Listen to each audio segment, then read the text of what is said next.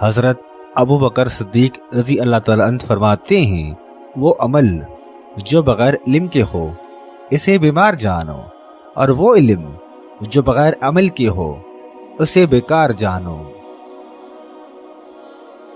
حضرت ابو بکر صدیق رضی اللہ تعالیٰ عنہ فرماتے ہیں علم پیغمبروں کی میراث ہے اور مال کفار فرعون اور قارون کی۔ حضرت ابو بکر صدیق رضی اللہ تعالیٰ عنہ فرماتے ہیں یاد رکھو جہاد کو ترک نہ کرنا، جب کوئی قوم فی سبیل اللہ ترک کر دیتی ہے تو وہ ذلیل ہو جاتی ہے۔ حضرت ابو بکر صدیق رضی اللہ تعالیٰ عنہ فرماتے ہیں صبر میں کوئی مصیبت نہیں اور رونے میں کچھ فائدہ نہیں۔ حضرت ابو بکر صدیق رضی اللہ تعالیٰ عنہ فرماتے ہیں وہ لوگ بہتر نہیں ہیں جو آخرت کے لیے دنیا کو ترک کر دیتے ہیں، بلکہ بہتر وہ ہیں جو دنیا اور آخرت دونوں کا حق ادا کرتے ہیں۔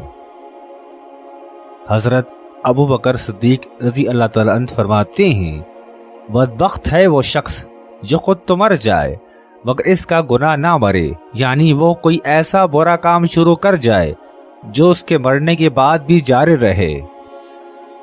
حضرت ابو بکر صدیق رضی اللہ تعالیٰ عنہ فرماتے ہیں بروں کی صحبت سے تنہائی بہتر ہے اور تنہائی سے صالحین کی صحبت بہت بہتر ہے۔